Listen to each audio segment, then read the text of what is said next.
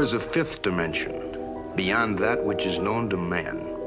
It is a dimension as vast as space and as timeless as infinity. This is the dimension of imagination. It is an area which we call the Twilight Zone.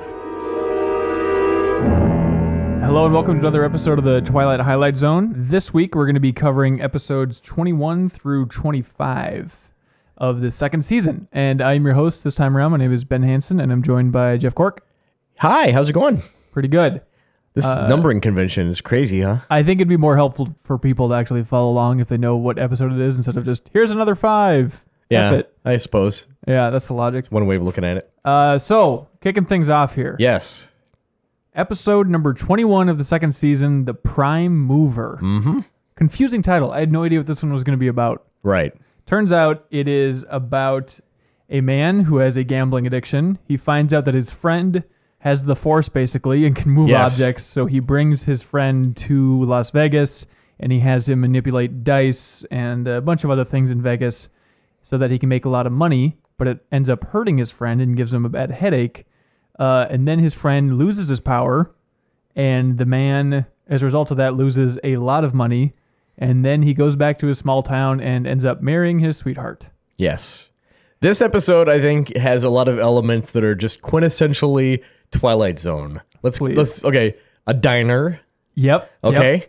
Yep. A trip to Las Vegas. A special guest star with Jed Clampett serving as the man with the Force. Yes, absolutely. And at the very end, we'll go back a little bit too, but kind of like Man in the Bottle, where I believe that was a broom. Uh-huh. Another broom as the stinger, kind of, wait a second. Yeah. Because what happens You know what's interesting? I did not put that together until right now. Yeah. They must have figured, hey, we already bought this broom.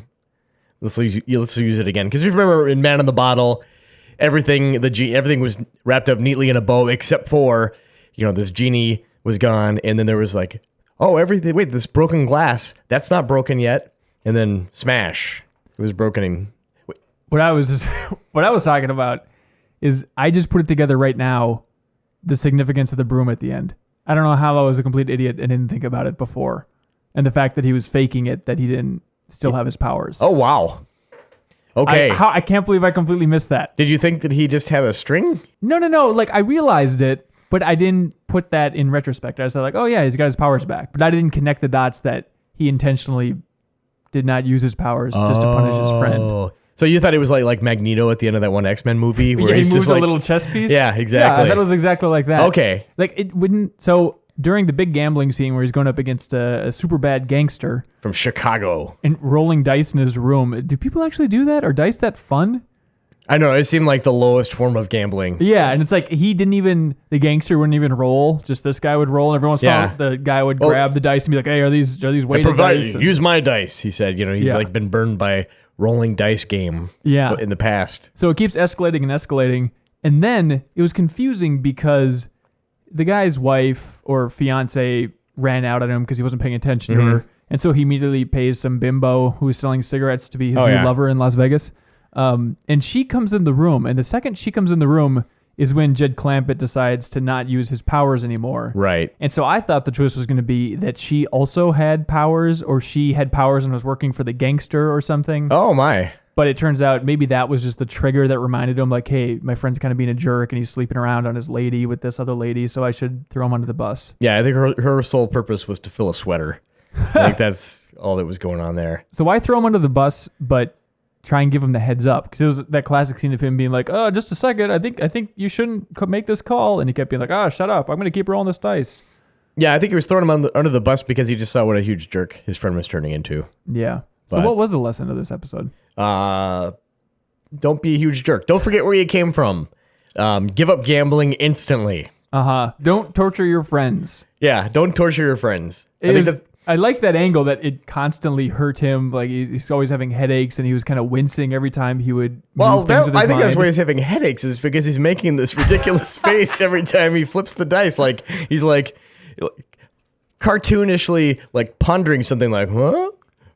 And always standing directly next to the table. Like, at no point would the people around him look to him and be like, what is this weirdo doing? He's never gambling. He's just standing next to this dude, wincing constantly. Just pulling the dumbest faces. I have to say, like, after a while, you kind of go, well, how are they doing this? And I honestly don't know how they did this. Because the dice, you see them roll. You know what they did? Just let me finish my thought about being confused. The dice, they roll into the frame, and it's not like they just said, okay, we're going to roll until the number that you need pops up, whatever. Because they obviously roll to a number, and then one of the die like would flip to show the desired effect. Lay it on me. Oh, I don't know how. Here's as much as I thought about Well, this sucks. I thought you were going to, like... As far as, like, the late flip and stuff, I mean, they could have just done a string and then rotoscoped it out, I guess. But this is like when... You remember, this is the same show that had a electric shaver going down the stairs with just... It may have as well been a rope yanking it down there. So... Yeah, I don't know, but I was thinking about it in terms of just like not like the late flips of the dice and stuff like that, but just the actual gambling. And it's like, what they must have done is rolled the dice, got that shot, figured out what number it's going to be, and then record dialogue of him being like, come on, 7. No, but afterwards, and then put that beforehand. You know what I mean? But you can figure that part out. That was as deep as I went into trying to figure out their production. No, I was watching very closely. And maybe someone will watch and be like, you're an idiot. Because clearly what Hanson is saying is correct. But it looked as though a number would come up incorrectly, and then one of them would, like, spectacularly late, would flip over to the point where the gangsters should be like, wait a second. Yeah, they should really, especially they should start trying to figure out what the hell's going on when he's gotten, like, 15 in a right. 15 in a row right. Like, that should be their first clue that, okay, clearly something's up. This weirdo invites them to their room. This room was the same room from A Most Unusual Camera, too, right? Because it sure seemed awfully familiar. Yeah, I think there's another repeat set coming up later that we can talking about. Yeah. But another thing I was confused about in this episode was, what did his wife know? Like, did she understand what was going on? There was never a scene of her being like, wait a minute, are you abusing his mind? Like, I think she glanced at the guy using the force powers once, like, what is that guy up to? Yeah. But outside of that, like, she just assumed that her husband was on a winning streak and just didn't think anything weird of it. Yeah, I don't know, because at the end they were filling boxes of cash. Yeah, exactly. Yeah. And then he lost it all and got back to square one. Yeah. Yeah, I like this episode. I liked it too. I thought it had a nice comedic tone. There were a lot of weird jokes. Like, there was an old servant in the hotel that he kept calling Junior and making weird jokes about how old the guy was. Ace Larson. Yeah. He had a cool name. Cool special effects in the beginning. Not really special effects, but stunt work with the car crashing. Yeah, that's how we find out that his friend has these powers to begin with. We should go way back. Is Ace Larson. They work at a diner, and he goes out and then stumbles upon the scene of a car accident, and then his friend comes over and, like, basically moves the car with his mind. And, of course, it's that thing where his friend is not aware of the potential of his powers. He's like, I don't know, it's just something I've been able to do for a long time. I got in trouble for it a long time ago, so I stopped doing it. And it's like, what, you idiot? We can make millions with this. Yeah. He's just a simple-minded fellow, is the angle they're trying to portray there. Exactly. And we should mention the return of Franklin to some extent. In the diner in the beginning, there is the slot machine, which is almost the same design. Yeah, rickety legs and all. He's there. Yeah. Also, in this music, they have the same, or in this episode, they have the same music as The Fever. Really? The same soundtrack. Yep. It's like that very jazzy piece. I looked it up, and it is the same. Yeah. So that's the gambling theme that'll come back again and again throughout the Twilight Zone, because clearly Serling had a problem with this. Any excuse to go to a poorly constructed Las Vegas set. Cool. Next one, Cork. Well, are we going to say what we gave it? Oh my God, that's an important component of this. All right, so I like this one so much, I gave it a 7. Oh, wow. You built it up. I gave it a 9. I like this one a lot. Holy cow. Yeah, I thought this was a really good episode. It was super fun. Yeah. Characters were all likable. Uh-huh. All right, I'm curious where you're going with the next one here. Okay, this next one's Long Distance Call. All right, we have a mom, we have a dad, we have a little kid, we have a grandma. Grandma's obviously quite ill. Little boy has a toy phone, pretends to talk to grandma. Grandma suddenly dies. And grandma, before she dies, says, talk to me on the phone whenever you want to talk. Little boy takes it seriously, continues to talk on the phone. But the thing is, he hears her talking back. Little boy hears from grandma. Grandma's lonely in heaven, wants little boy to be with her. So the kid throws himself into the water, basically drowning himself, and the mom, horrified, picks up the phone, hears grandma's voice, and then the husband comes, pleads with, let my boy go, let my boy go, he's still a little boy. Boy comes back to life. It's the Twilight Zone. This episode scared the shit out of me. Yeah. This was by far the scariest episode yet. So this episode, I should say, prime mover, I was like, I'll watch this one. And then I said, hey, son, come watch this episode with me. You're about the same age as this kid. Yeah. He watched the entire thing? Yeah, apparently this episode's pretty spooky. Turns out. Holy shit. What did he say? This episode's pretty scary, Dad. So, yeah, I kind of blew it there. This is a scary episode. It's the scariest. At a certain point, did you send him out? Didn't you be like, all right, you get the idea. Time to move along, son. I just kept hoping that it was going to get really nice. Holy cow. Yeah, I blew it. So You don't win them all. Let's just say that. This is the worst episode your son could have seen. Oh, we've got worse ones coming up later, but. Holy. Okay, so I like in the beginning. Well, first of all, I like the portrayal of the grandma as kind of like this European. Yeah. She's vague and German, just a little foreign. You can tell there's some tension in the family there. She looks like if Whistler's mother from the painting turned around and stood up. Yep. That's her. Yes, like the same identical dress and dour expression. Yeah. And I thought it was an interesting premise going in. Like the kid was a little bit obnoxious. I was hoping they weren't going to play him up too much. But the first scene that got me was when she's on her deathbed and Billy, the kid, is there and she absolutely loves him. They're a little too close, the mom says. Yeah. And then the father goes like, it's me. I'm here too. And she goes, who are you? He's like, I'm your son. She's like, that's impossible. A woman took away my son. And just like this cut to the mom reacting to that. And you just get this whole family drama unfolding in that one line and the one reaction. Mm-hmm.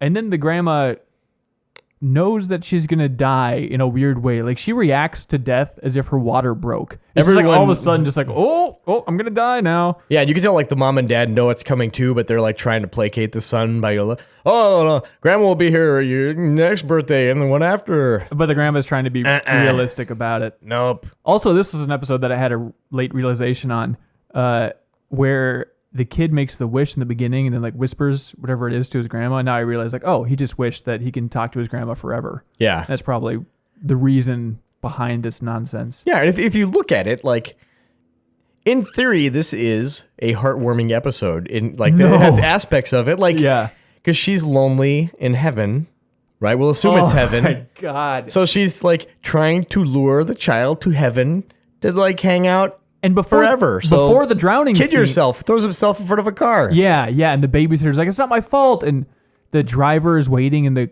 car or waiting in the house when the parents come back. And he's like, well, the kid said that somebody told him to do this. Yeah. And the babysitter's like, it was not me. It was not me. And like, the kid hasn't been talking to anybody else. Yeah. Except for to his toy telephone that's not plugged into anything. That, you mentioned it in your brief description, but that is the moment that absolutely killed me because it's not when the son's dying. It's before that Billy's talking on the phone and he's talking about like, he's like, oh boy, Peter Pan can do anything. What a great story, Grandma. And then the mom comes in there and just grabs the phone and she doesn't say anything. Yeah. She just looks terrified. And then she just screams at her husband that she heard her breathing. Yeah. Just on the other end, the ghost breathing. That is the scariest thing. Yeah. And you don't know like how much is in the kid's mind. I mean, you never hear the grandma speak. You're only, proof that this is actually happening is that the mom heard this dead lady breathing on the toy phone. Oh my God, I have goosebumps. Yeah. It is the scariest thing. Put your son back on. Yeah, and I did like the father's impassioned plea.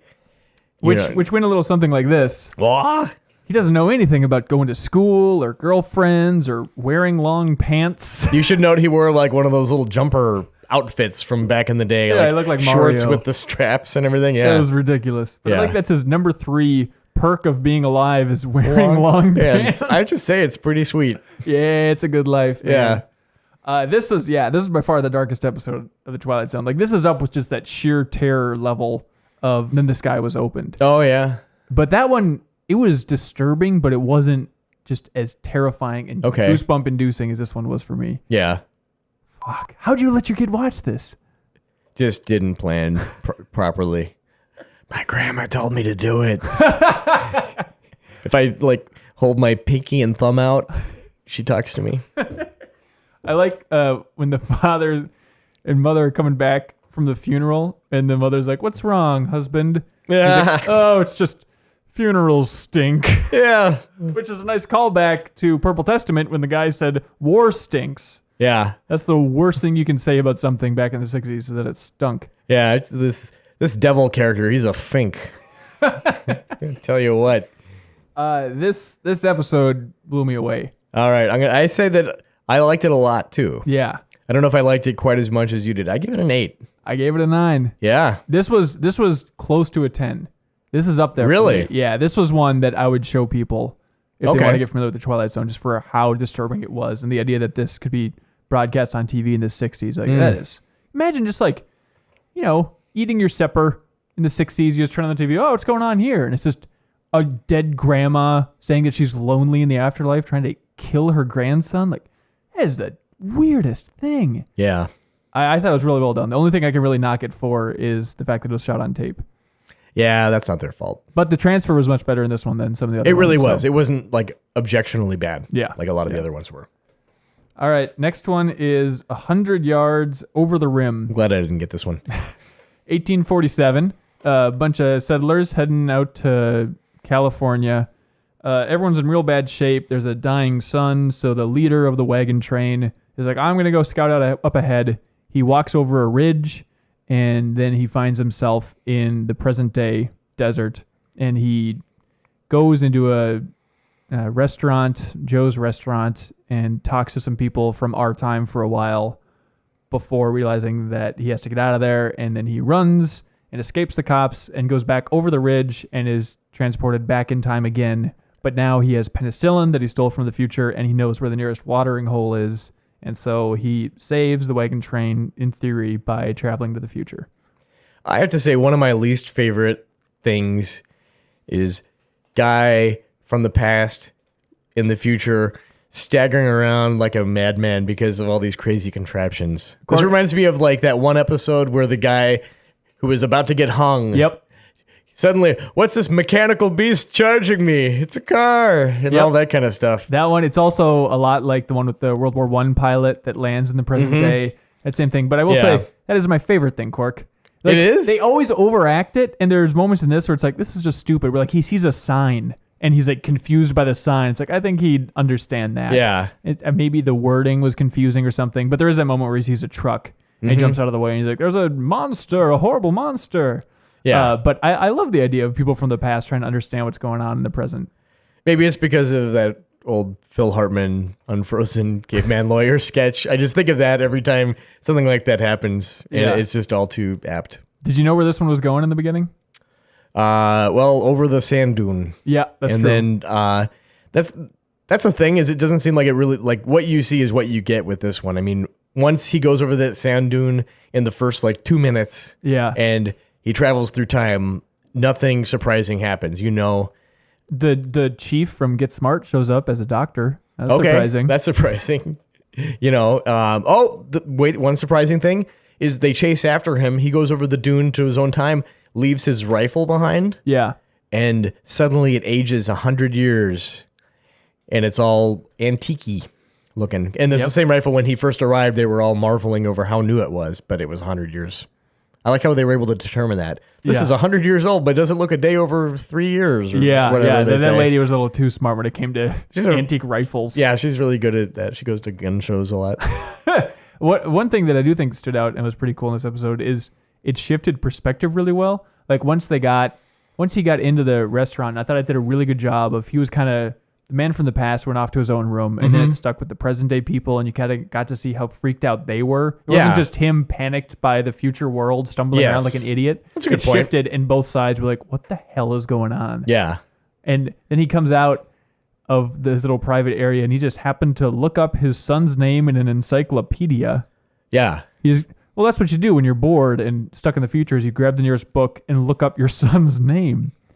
Why not? A simpler time. I don't know what the entry would say for your son after he saw a long distance call, Cork. I think it's going to really ruin his life. His hair turned white and his fingernails grew into claws while he was sleeping. I don't know. I thought that was really cool. I thought this was a fun episode to watch. Other than like the main actor, he was a little bit too dramatic. He looked ridiculous in the past with his dumb 10-gallon hat, and he looked even more idiotic in the present day. Right. And I did like when he came back and he told his wife, take these tablets. And it was like this. They obviously didn't have like safety lids on jars at this time, or did they have tablets back then? I don't know. I don't know. I'm not a Probably. pharmacologist. His son, he found out in the encyclopedia, becomes like a famous doctor, like a children's doctor, I think was the detail, because in theory of this magical medicine, I guess we want to connect those dots. So at that point, would you tinker with it?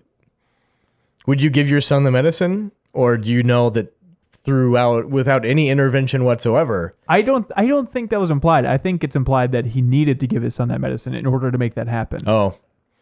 Like that's the way I read it, at least. Mm-hmm. Yeah. Well, he gave the kid the tablets. Yeah, he really blew it. Yeah. Regardless. I thought this was a fun episode. Yeah. And I ended up giving it a 7. Did ya? I did. I gave it a 5. Okay. This is middle of the road Twilight Zone for me. All right. Speaking of middle of the road Twilight Zone, you want to take this next one? Yeah, this is the Rip Van Winkle Caper. Uh-huh. It starts off with some gentlemen unloading heavy sacks of gold bricks into a cave. The plan, according to their master scientists and the brains behind the operation, they are going to cool their jets and make sure that the heat is off, to use some temperature-related language. They're going to go into these chambers, suck some gas, and they're going to sleep for 100 years. And then when it's all done, the cops won't even know. Gold will skyrocket, the value of gold, and they'll all be super wealthy. Never mind friends and family. And what happens, unfortunately, they come back, and then gold doesn't have any value at that point after people turn on each other and die. That's about it. Yeah. I didn't understand. Let's start at square one. There's a lot of problems with this episode, so Ben many Hanson. problems with this episode. Yeah. It's interesting that there's 2 episodes back to back of people being vaulted into the future. Yeah. And trying to deal with it to some extent, except in this one, it's the cheapest version of the future imaginable because all you really see is the desert and then one car. Okay, we'll deal with that car later. Okay. But let's deal with this heist in the immediate aftermath. This has got some problems. And so their idea is if they sleep for 100 years, the money will still be worthwhile and that the cops will have stopped looking for them. Right. They were smart because they didn't take like bills or currency that would be dated. They took like an element, right? Right. You so can't that go wrong. maintains its value according to plan. And they obviously didn't have anyone that gave 2 shits about them because they're just willing to cut off, like they're willing to give up everything at that point. Yeah. Although it seemed like the brains behind the operation, I mean, for the sake of the episode, he explained the plot again, like just before they're about to climb into their glass coffins. Like that's a bad time to really think this through. I don't understand why they just didn't sell that tech and make a fortune. Like here's a coffin that'll let you sleep for 100 years. Yeah, if you want to be really confused 100 years from now, lay down in this thing and inhale. And look out for rocks overhead because that was a cool part is a rock fell on one of the guy's glass coffins and then he woke up a skeleton. Right, because just like below his neck. They all came to and they're just like, well, what gives? I don't have a giant beard. Yeah. I don't feel any older. Yeah. And they're in the middle of the desert, so it's not like they could tell like bustling sky cars or anything like that. So then they saw the skeleton and they're like, oh, okay, it's cool. And then one of the guys, correct me if I'm wrong, one of the guys takes the vehicle, just drives it off a cliff. Okay, so this is the big second problem with this episode. He takes a vehicle that they have stashed there. It's amazing it still runs 100 years later. Yeah. He then hits another one of the guys, in theory, to get his portion of the gold. With a really funny, like, sped up camera effect that it's difficult to tell what happened. And then drives the truck off a cliff. Yeah. And the reasoning was that he'll be like, oh, we can just tell everybody that this guy had a little bit of an accident. But it's like, no one's going to come looking for this guy because he died 100 years ago. Like, exactly. Why would you be worried about the cops trying to hunt this guy down, but not be worried about your gold You'd think heist? the value of the car would be more... But it was all just a reason so that they can trek out across the desert and get really thirsty. Yeah, the scientist and the other guy are just walking across the desert, and they each have backpacks with gold. That's kind of like where the episode takes another turn, where it's just like this, I must have left my canteen behind. This other guy has like the biggest canteen in the world because he's able to like sell drinks of water for gold from the other guy. And the other guy, the scientist, is just getting thirstier and thirstier. And the other guy clearly doesn't need to drink water ever. No. And he's doing like my favorite thing in the Twilight Zone, where just dribbling and drooling water all over, and the front of his shirt's getting all wet. this episode led me to believe that the writing room for the Twilight Zone is just 120 degrees. And everyone's constantly really thirsty. Yeah. Like the building water sucks, and so they never drink it. So everyone's just constantly dying of thirst. And they drink water out of those old timey like snow cone paper cones. You know what I mean? So it's like a very unsatisfying size, and it dribbles out. Oh, every drop. So then eventually the one guy just like the scientist is like F this and like beats the dude to death with a gold bar. Yeah. And then he collapses on the ground. And then the only redeeming thing about this episode arrives. It's a space car. All right. Comes over and it looks like a regular car, but kind of like a lunar rover. Yep. But it has, because it's product of the 60s science fiction, two weird glass dome things in the front. Yeah, no, it instead of like a windshield, it's like the car is wearing glasses. Yeah. That kind of bubble around the drivers. Yes. And the passenger, and yeah. Yeah. I think that was kind of like this episode's version of the alien, but a much more boring version of the Venetians. The Venusians. Yeah. Yeah. I wasn't a fan of this episode. I thought it was kind of cool. A nice subtle message. Like obviously the people from the future in the dumb car, they relay the message like after they watch the guy die. Yes. About like, oh gee, it's stupid. Why he thought gold was worth something after we learned to manufacture it. Dun dun dun. But I thought it was a cool, slightly more subtle message that the people from the future did not give a crap about watching this guy die. Yeah. Like they were so cold. It's like, well, I think a cop will come and pick him up eventually. Yeah. But I think it was a nice subtle message about the future and just caring less and less about each other. Mm-hmm. I guess. Seems like there are a lot of messages to this one. It was just like, I think what their original intent was like, and then in the future, gold has no value. You know, I think that ultimately is like what they're meant to do. But I agree with you that what life is cheap in the future as well. Yeah. I ended up giving this one a 5. Yep. Same here. Cool. Glad we agree. Yeah. All right. Next one. The Silence. All right. So the Silence is, what would you call this? A gentleman's club? What is that? Yeah. Okay. There's a gentleman's club. Not the strip joint. Not the strip joint. And there is a young hotshot who's bragging and talking loudly, and a Bob Dole-looking character who's sitting in the corner. And the beginning of the episode is him watching this young loudmouth talking, and you can tell it's just driving the old man insane to the point that he makes a bet, the greatest bet of all time, says Rod Serling, that this man cannot stay quiet in a glass chamber in the basement of this gentleman's club for 1 year. For 1 year, he's not allowed to make any sound, and if he does it, he'll get $500,000. And so the young man takes the bet, and then he spends a year in this chamber, and the old man tries to torture him and taunt him in order to make a sound. He does not. He comes out a year later, and the old man admits very sheepishly that he does not really have $500,000, and he expected him to fail. And then he says, "Speak, why don't you?" And then the young man reveals that he didn't think he had the courage or the willpower to last a year, and so he cut and severed his vocal cords. So it ends with both people very sad, but one man theoretically a little bit richer. I'm sure he got everything that the old man was worth. I would hope. I don't know. They never really delved into that aspect of it. No. So that's the core of the episode, but it's a weird one. I like this episode a lot. Yeah, it's definitely a fun one to watch. Like right at the beginning, you know it's going to be bold, and then when he makes the bet, it's like, well, no matter what, this is going to be an entertaining Twilight Zone. Well, how he makes the bet, I think, is hilarious because they're in this big room, and the guy like tells his attorney, I believe it is, to go pass a note to this guy, and they're like 20 feet away from each other. Yeah, and the guy's in the middle of telling the loudmouth's in the middle of telling the story. And he's like, this is from Sir whatever, blah, blah, blah. And he's like, oh, okay. He insists that you read it immediately. And it's just walk over and tell him, you know. He just hates him so much. Yeah. That was the best part of the episode, is just seeing this old man hate this young guy so much. Yeah.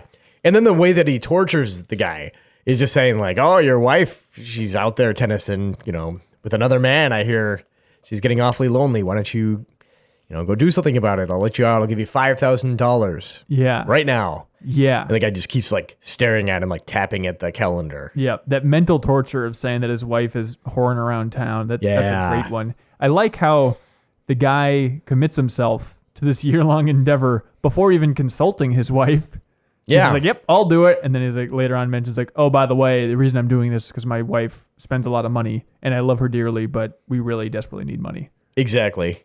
And then in the beginning of the episode, what sets it up and makes it all worthwhile is like when they make the bet, the young guy explains like, hey, I want this check written out ahead of time. Like, I want to make sure I'm going to get my money. Yeah. The old guy's just outraged. Like, everyone here knows I'm a man of character. Yep. Good virtue. breeding. He keeps talking about how well-bred he is.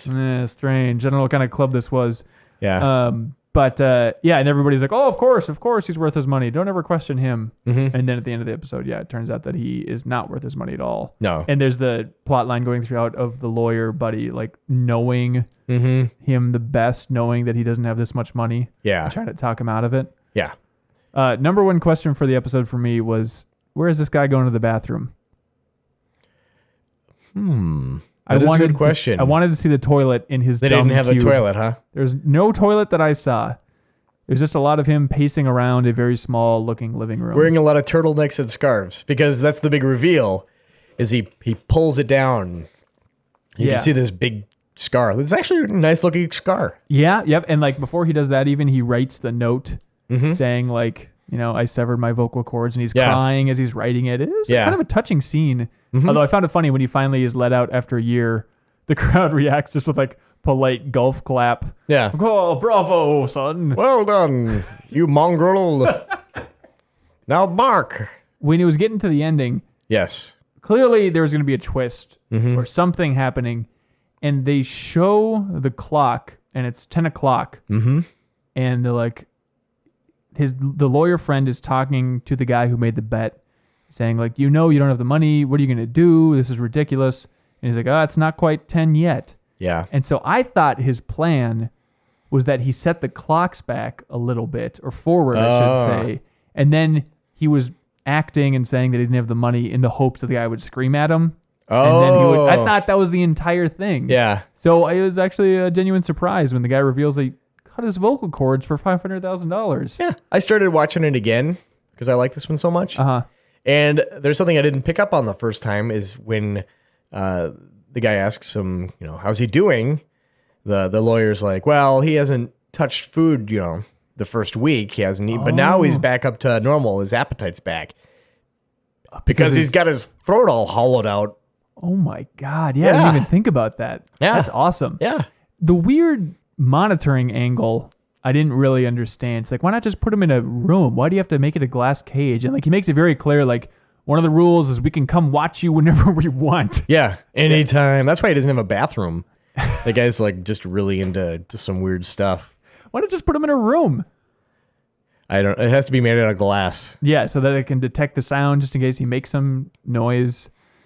Yeah, but he was Who sprung for that cage, by the way? If the guy didn't have $500,000. The gentlemen pulled together because they were all sick weirdos that wanted to watch it. It is a delightful lark. Also, the guy didn't do anything. They didn't show him really doing anything outside of like playing solitaire and pacing. Yeah. No shots of him reading or writing or anything. It was just the most boring things. It's like he had to waste 2 hours instead of a year with the ways that they showed him. But I still thought this was a super fun episode. It's just a good old-fashioned twisty Twilight Zone that I didn't see coming. I think when they opened the door, everyone should have just staggered backward from the awful smell. That would have been fantastic. That's the end of the episode? Yeah. Is he then robs them as they're passed out? The methane gases hit the fireplace and you just see like a mushroom cloud. The gentleman's club. I ended up giving this one an 8. I gave it a 9. This is a really strong episode for me. What was the other one you gave a 9? The second one? What's that one? Yeah, what was that one? Prime Mover. Oh, yeah, Prime Mover you gave it 9. Yeah.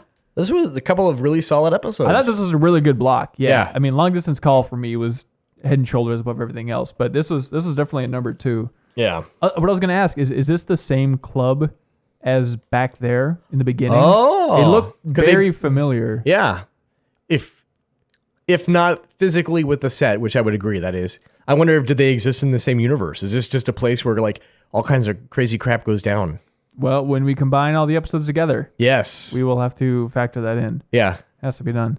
All right, cool. Next episode, there are only 4 left. That's true. And for then the second season. And then we'll have the Franklins again. And then season 2 Franklins. Yes. Also, what do you think about this idea? Do you think it's worthwhile going back at this point and rewatching some of the best episodes from season 1 and season 2? But the twist is we do commentary tracks so people can sync it up. And we just won't have the audio in the recording. It'll just be us talking. We'll say, like, start, when the sky was open right now. We'll have to think of some really smart things to say, won't we? Yeah, because I think it's going to be a lot of, oh, this is cool. Look over there. Oh, my gosh. That guy's gone now. Where'd he go? All right. Well, that's a maybe. That's a maybe. I was thinking it'd be kind of a cool way to celebrate it and something a little bit different. But, oh, well, we'll see. You never know. All right, but tune in next week where we'll cover episodes 26 through 30. Sure. Is that how the math works out? Or 29. Or 29. All right, and we'll finish off season 2 of the Twilight Zone. So thanks for listening. Twilight, bye.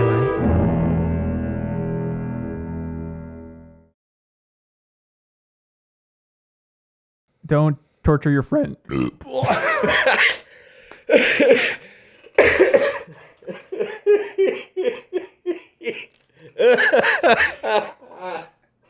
We're a mess. Listen to this. Don't torture your friends.